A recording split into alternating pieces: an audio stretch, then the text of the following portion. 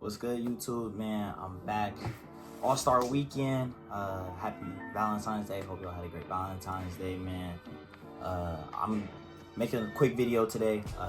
We call this Taj's 3 Things, new series I'm gonna start along with the How to Guard a Bucket. I got another one coming out, don't y'all worry.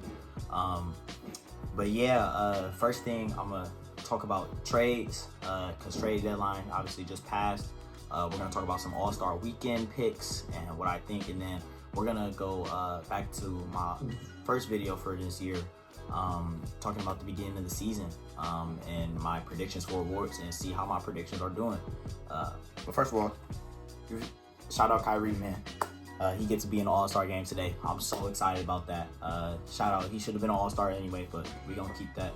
You know what I'm saying? We could chill. we could chill. But first thing I'm gonna talk about is the Lakers Mavs trade. Obviously, Anthony Davis, Luka, obviously the big part of that trade, along with some other moving pieces, including Maxi Kleber and Max Christie, who, by the way, has been playing really, really well for the Mavs. And I think it's kind of clear now. Actually, I think I was in a minority of people that kind of felt like I understood what the idea was behind the Mavs trading Luka. It's hard to give somebody $300+ million and you're not all the way convinced that they're always in shape. But since then, the Mavericks Mavericks management, the owners have really shot themselves in the foot. Obviously, Anthony Davis goes down with an injury, and that's not really something that you can control. But he is an injury-prone player. They know that threat exists, but I don't know why they rushed him back in the first place. They rushed him to get him back in there, probably trying to prove a point. He was playing amazing and gets hurt, and now he's out for who knows how long. But the Mavericks management has kind of been going off the rails, if you ask me. The president actually, he kind of came back and said, he talked about, players having, I forget the exact quote. I'll put it on the screen if I can find it. But he talked about like legends having, like basketball being their end all be all. And he brings up Michael Jordan, Kobe, and I think it was like Shaq. Dude, Shaq. You mean to tell me you want to talk about work ethic and you bring up Shaq? Shaq has openly said that he didn't have a good work ethic. We all know the story behind him and Kobe. Kobe looked at him crazy because of how talented he was, but how little his work ethic was applied. Like it just wasn't there. Did I work hard in practice? No, never. And let me tell you why. The guy that I'm playing against, they're under me. So to try to show that they're worthy of being an NBA player, they would touch me up. So it's my philosophy, I'm not going to get touched up twice. I'm not going to get beat up in practice. Then I'm not going to get beat up in the game. So I'll chill in practice, and I'll give you my all in the game. So the fact that the Mavs owner, the new ownership group, has the nerve to try to tell me and tell all of us like we're stupid. You bring up Michael Jordan. Michael Jordan is well known for having gambling problems and for being I'm not gonna use the word, but y'all know what I'm thinking of. Like, these are just bad examples. I understand the Kobe, I understand the LeBrons, but those are the fact of the matter is most players don't have that. Most NBA players, most stars do not care about basketball that much. They love basketball. They keep themselves in shape, do all those right things, but the end all be all being basketball, and they're not being overlaying problems. Like, I wish Michael Jordan would have had those gambling problems and stuff, and smoking cigars, drinking. He was well known to drink during the finals, gamble during the finals, during playoff series. I think that's crazy. I think the Lakers absolutely won the trade. They found their star for the next however long Luka's there. They're going to give him whatever money he wants. And they avoid having to pay the Supermax since he wasn't there before. So they don't have to pay him that $330 million or whatever it is. Their contract looks a little different. So I think it's a W for the Lakers. The Mavs, I think they look really stupid right now. I actually think the trade for the team was not bad, but their logic behind it was god-awful. I think if they don't win or make the finals within the next 2 years, I think this is going to go down as one of the worst trades in NBA history. The Warriors obviously got Jimmy Butler, and I actually think that's really huge for them. Jimmy has been looking pretty great, honestly. he kind of plays that little dunker, the little roller spot. And when teams kind of gravitate towards Steph, no matter who plays with them, teams are going to gravitate towards Steph because of the shooting. So, you know, he kind of gets to operate on a floor where he's 4-on-3 most of the time. And honestly, Jimmy's been taking advantage of it, you know, instead of now having to worry about Draymond being the ball handler. Jimmy can also handle the ball more and stuff. So I actually think that I like the fit. I don't really know if it changes with the Warriors. Like, I think they're a lot better. I think they'll make the playoffs, but I don't think it changes anything necessarily in the West in terms of contention. I don't think they're contenders. And then the Kings and Spurs trade. If I'm the Spurs, absolute W. Getting De'Aaron Fox and not giving up Stephon Castle. That is huge. Y'all know how I feel about Stephon Castle. I picked him for Rookie of the Year. I'm going to talk about that later. But you know how I feel about Steph Castle. You don't give him up and you still get De'Aaron Fox. Really, the Kings didn't... Like, the Kings, they haven't really done anything, and they're just tied up with money right now. I just don't get it. Like, I honestly don't get it. Being tied up with money is kind of like Sabonis, DeRozan, Levine. They're all making a lot of money, and your team's like the definition of mid. Like, they're just the most mid a team can get. So I think the Kings, I don't know. I think they blow it up very soon. Wait till the offseason, blow it up. I think you got to trade. So you got to just let it happen. But yeah, those are really the only trades I want to focus on. Shout out the Spurs for winning. Shout out the Lakers for winning. And don't shout out the Mavs. Definitely not shout out the Mavs. Mavs, y'all going through it. Pray for Mavs fans, bro. But the protesting is pretty funny. So next up is my All-Star predictions. Rising Stars was last night. Obviously, Stephon Castle won Rising Stars Game MVP.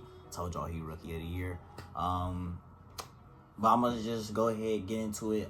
First up, we got the skills competition. To be honest, I mean, I don't really care. But Team Cavs is going to win. Mobley and Donovan Mitchell. I really think their only comp, in my opinion, is probably that Wemby and Chris Paul, team up from Team Spurs. So, but I think I got the Cavs. I got Team Cavs winning that one. 3-point contest. I think the 3-point contest I actually think will be really close. I don't know why Cade Cunningham's in there. He kind of like the ugly duckling with that list of shooters. But I'm rooting for Darius, obviously, because I would love for the Cavs to just keep winning awards. But I don't have Darius winning. I'm going to pick Dame Lillard. I think he goes for a three-peat. I think the runner-up is actually Buddy Hield, though. Buddy Hield could really shoot it.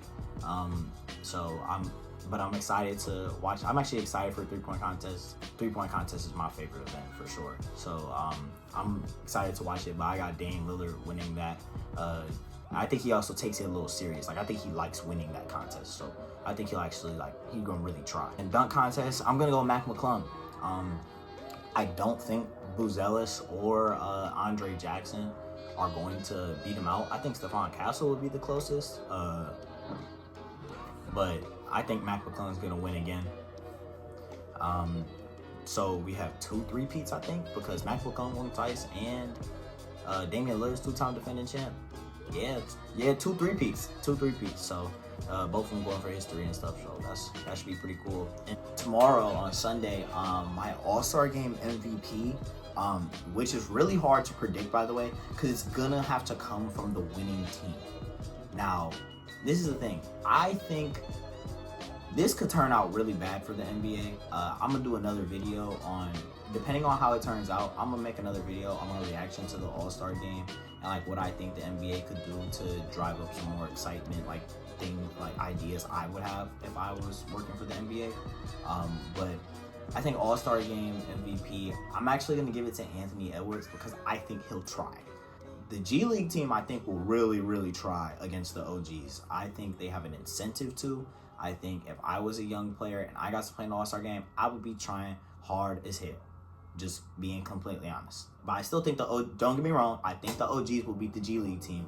And I think the young guys, Kenny's team, the younger guys with Darius in them, I think they will, and Anthony Edwards, I think they will actually beat the Foreigners team with Jokic and Şengün and Wemby.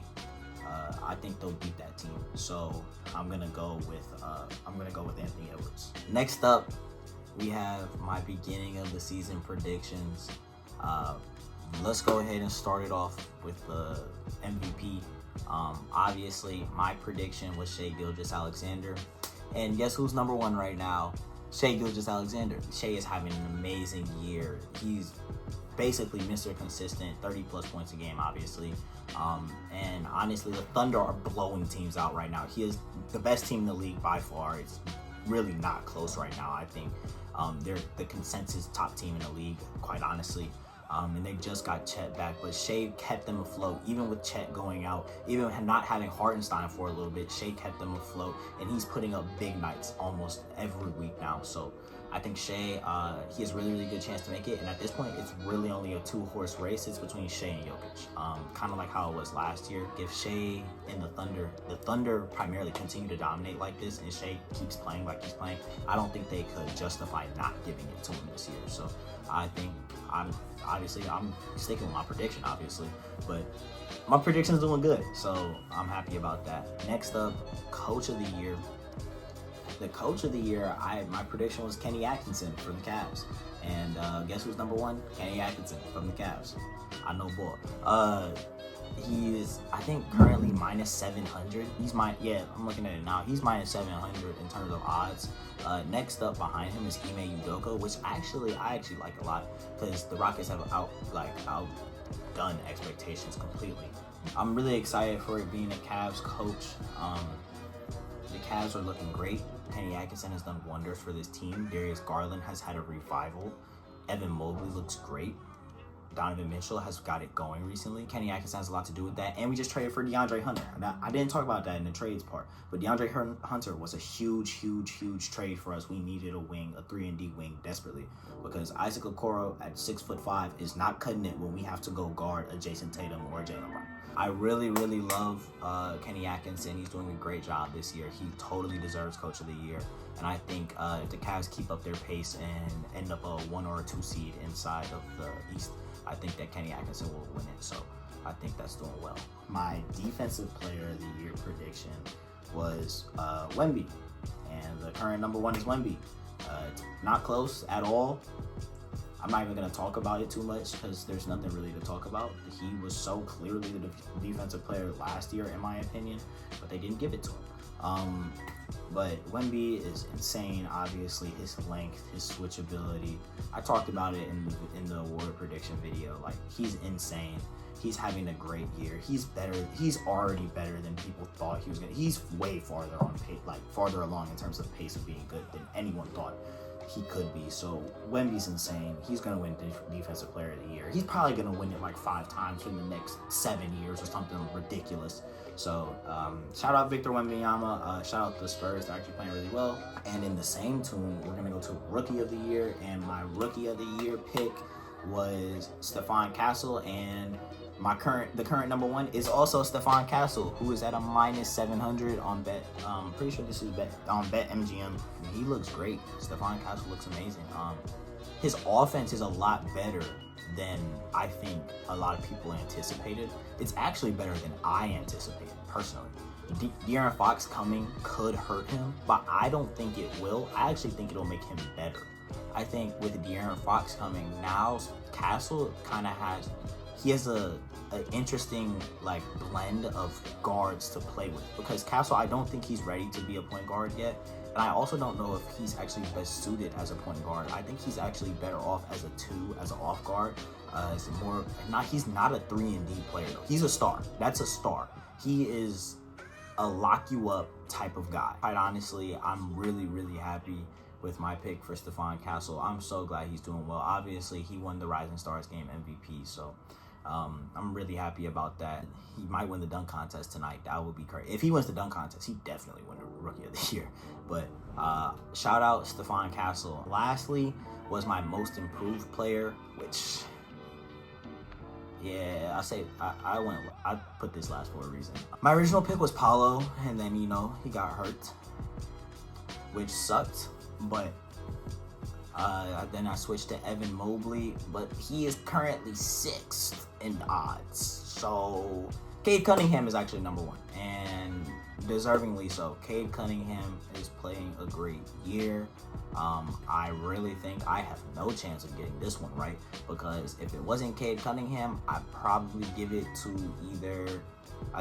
ahead of him is Norman Powell, Tyler Hero, Amen Thompson, and Trey Murphy, which all are having bigger jumps than Evan Mobley. So I definitely got this one wrong. I still think I would have got it right if Paolo never got hurt, but you know, that's neither here nor there. Shout out Cade Cunningham. He's having a really, really great year.